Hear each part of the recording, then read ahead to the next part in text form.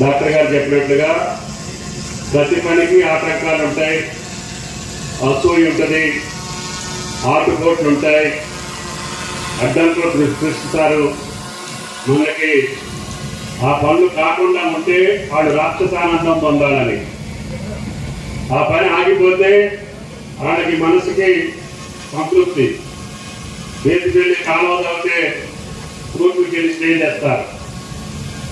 సీతారామ కాలువలు తవ్వాలంటే ఆ రైతుల్ని వేరే నుంచి స్టే చేపిస్తారు.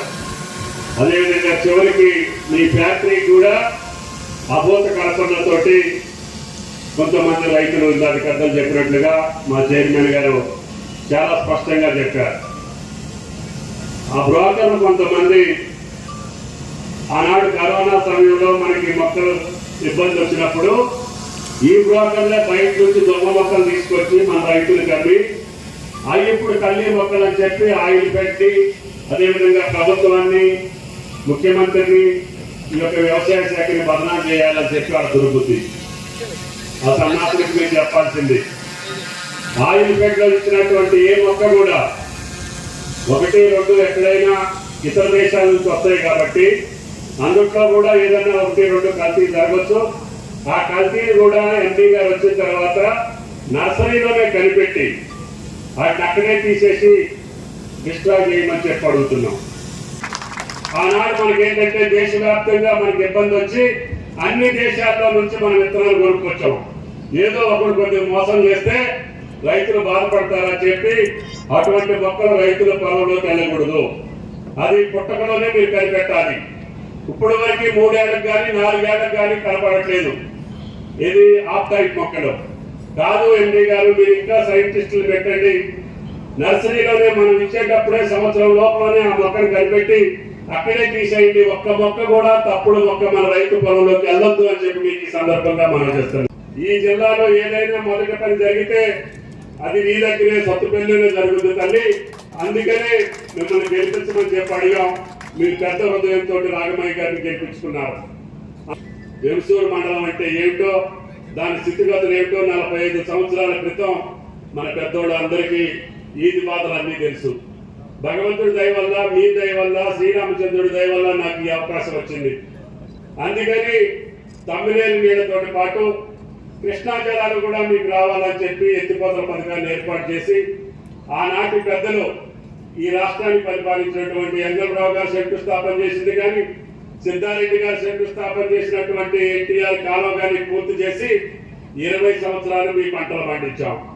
మధ్యలోనే నేను గత ప్రభుత్వం అధికారంలోకి వచ్చిన తర్వాత మళ్ళీ ఆ నీళ్లు తీసుకొచ్చి మొన్న 100 రోజులు పోయినసారి మీకు ఎన్టీఆర్ కాలువ మీ చెరువులు నింపింది. ఈ రోజున గోదావరి పక్కన నీళ్లు లేవు కానీ మీ ఎవసూరు చెరువులలో నీళ్లు ఉంటున్నాయి అంటే అది ఎన్టీఆర్ దయ, ఈనాడు రేవంత్ రెడ్డి గారి యొక్క దయ అని చెప్పి కూడా మీకు ఈ సందర్భంగా మనం చెప్తున్నాం. ఈ ఉగాది పండుగ రోజున ఒకే ఒక హామీ ఇస్తున్నా, రేపు జూన్ మాసంలోనే మీ పొలానికి నీళ్లు వచ్చేటటువంటి బాధ్యత ఈ ప్రభుత్వాన్ని, రేవంత్ రెడ్డి గారి ప్రభుత్వాన్ని అని చెప్పి ఈ సందర్భంగా మనం చెప్తున్నాం. నాగార్జున సాగర్ ఎండకపోయినా, తమ్మినేరు రాకపోయినా గోదావరి జలాలు తీసుకొచ్చి మీ ఎముతూరు చెరువులు నింపే బాధ్యత నాది అని చెప్పి కూడా మీకు ఈ సందర్భంగా మనం చేస్తున్నాం. ముఖ్యమంత్రి గారి పెద్ద హృదయంతో కొంతమంది అడ్డుపడ్డా, కొంతమంది కాదని చెప్పినా, ఇంజనీర్లు ఒప్పుకోకపోయినా ఆయన శాంక్షన్ చేశారు. తప్పకుండా పని పూర్తి చేశాం. ఈ రోజు గోదావరిలో ఎప్పుడు నీళ్లు వస్తే అప్పుడు మొదటి రోజు జూన్లోనే మీకు వస్తాయి ప్రాణహిత, అదేవిధంగా ఇంద్రావతి నదులు రాగానే మీ ఎముతూరు చెరువులు నిండుతాయని చెప్పి కూడా మీకు ఈ సందర్భంగా మనం చేస్తున్నాం. ఖమ్మం జిల్లా ఈ రోజు అన్ని జిల్లాలు చూసి, రహదారులైనా ఖమ్మం జిల్లా చూసేసుకోవాలి, పామాయిల్ తోటలైనా ఖమ్మం జిల్లా రైతాంగాన్ని చూసి నేర్చుకోవాలి, సంస్కృతి సంప్రదాయాలు రాజకీయ నిబద్ధతను కూడా ఖమ్మం జిల్లా నాయకులను చూసే తెలంగాణ రాష్ట్రమే కాదు పక్క రాష్ట్రాలు కూడా నేర్చుకునే స్థితికి మనం సంయమనంతో వెళ్ళాలి. కొంతమంది అక్కడక్కడ ఉంటారు, ఉన్నా కానీ మనం బాధపడొద్దు. ఆపడానికి ప్రయత్నం చేసేవాళ్ళు ఉంటారు, మన నిరుత్సాహపరచడానికి ఉంటారు, ఈ పనులు జరగకుండా చూడాలని కోరుకునేవాళ్ళు కూడా ఉంటారు. వాళ్ళని లెక్క చేయకుండా ధైర్యంగా రైతుల కోసం, సామాన్యుల కోసం, బడుగుల కోసం, బలహీన వర్గాల కోసం, రైతాంగం కోసం ఈ భగవంతుడు ఇచ్చినటువంటి పదవి, ఈ ప్రజలు ఇచ్చినటువంటి పదవుల్ని వాళ్ళకి సేవ చేసేదానికి ఉపయోగపడాలి. ఎన్ని కష్టాలు వచ్చినా, ఎందరు కాదన్నా, ఎందరు అడ్డం వచ్చినా తప్పకుండా పనులు పూర్తి చేస్తానని చెప్పి కూడా మీకు ఈ సందర్భంగా మనం చేస్తున్నాం. మీరు ఖమ్మం నుంచి రేపు కరెక్ట్ గా 33 నిమిషాల్లో ఖమ్మం కలెక్టరేట్ నుంచి సొత్తుపల్లికి వస్తారని చెప్పి కూడా మీకు ఈ సందర్భంగా మనం చేస్తున్నాం. అది కూడా ఎన్నో రోజుల్లో లేదు.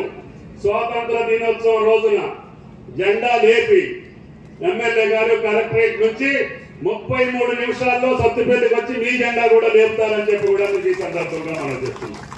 కాబట్టి ప్రభుత్వం ఒక నిబద్ధతతో ముందుకు పోతుంది. రేవంత్ రెడ్డి గారికి ఆర్థిక పరమైన కష్టాలు ఉన్నాయి. ఆయన కూడా ఎంతో చేయాలనే తపనతోటి వాగ్దానాలు కూడా చేశారు.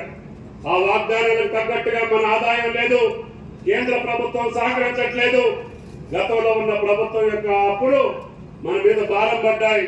వాటిని తీర్చుకుంటూనే గతంలో ఉన్నటువంటి పథకాలు కొనసాగిస్తూనే ఇచ్చినటువంటి 6 గ్యారెంటీలు కూడా పూర్తి చేసుకుంటూనే రైతాంగాన్ని నిలపడం కోసం రేవంత్ రెడ్డి గారు ఈ ఒక్క సంవత్సరంలోనే 33 కోట్ల రూపాయలు మీ ఖాతాల్లో జమ చేసినటువంటి ఏకైక ముఖ్యమంత్రి రేవంత్ రెడ్డి గారు అని చెప్పి కూడా ఈ సందర్భంగా మనం చేస్తున్నాం.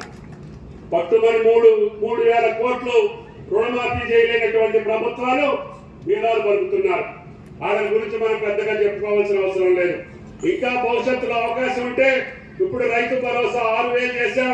భవిష్యత్తులో ఈ 3-4 సంవత్సరాల్లో భగవంతుడు దయదలిచి మీ పంటలు పచ్చగా పండి ఈ రాష్ట్రానికి ఆదాయం వస్తే తప్పకుండా రేవంత్ రెడ్డి గారి మాట నిలుపుకుంటామని చెప్పి కూడా మీకు ఈ సందర్భంగా మనం చేస్తున్నాం.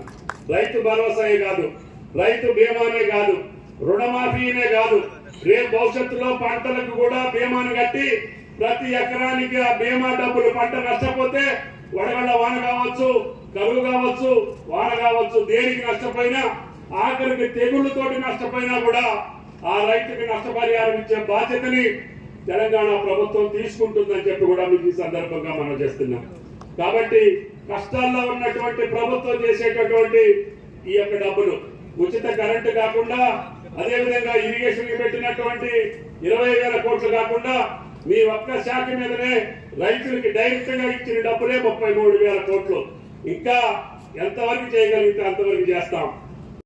నా రైతు ఆనందంగా ఉండాలి, సుఖంగా ఉండాలి, సంతోషంగా ఉండాలి. అడవులు కోల్పోయినటువంటి ఈ తెలంగాణ మళ్ళీ పచ్చగా పరివిడెళ్ళాలి, ఆరోగ్యవంతమైనటువంటి తెలంగాణ రావాలి. అందుకని హార్టికల్చర్ వ్యవసాయం చేయండి. అన్ని పంటలు పండేటటువంటి భూములు ఉన్నాయి, వాతావరణం ఉంది. తెలంగాణ ఈ భారతదేశానికి దిక్సూచి అని చెప్పి కూడా మీకు ఈ సందర్భంగా మనం చేస్తున్నాం. అందుకని మొన్న ఎండి గారికి కేంద్ర ప్రభుత్వం చెప్పింది, ఈ సంవత్సరం ఎక్కువ పామాయిల్ వేయించినటువంటి ఘనత చైర్మన్ గారికి, ఎండి గారికి దక్కిందని చెప్పి కూడా మీకు ఈ సందర్భంగా మనం చేస్తున్నాం. రేపు భవిష్యత్తులో ఏ రాష్ట్రానికి అందనంత దూరంలో ఇప్పుడు భయం లేని తెలంగాణ వస్తుంది. దొంగలు ఎత్తుకుపోయి పంట పండుద్ది. ఈ పంటని ఎండి గారు చెప్పినట్లుగా 3వ రోజునే మీ ఖాతాలో డబ్బులు వేసేటటువంటి పంట ఏదీ లేదు. మామూలు వాన వచ్చినా ఏం కాదు, ఎండ వచ్చినా ఏం కాదు, ఏదన్నా విపరీతమైనటువంటి రాళ్ళవారు చూసినా కూడా ఈ పంటకి నష్టం లేదు. ఇప్పుడు ఇబ్బంది పెట్టే వానరుల వల్ల కూడా ఈ పంటకి ఇబ్బంది లేదు. కాబట్టి దయచేసి రైతులు మళ్ళీ ఆలోచన చేసుకోండి. 3 సంవత్సరాల్లో కాపు వచ్చే ఇత్తనాల్ని మొక్కలు తీసుకురామని చెప్పి ఎండి గారికి, చైర్మన్ గారికి విజ్ఞప్తి చేశాం.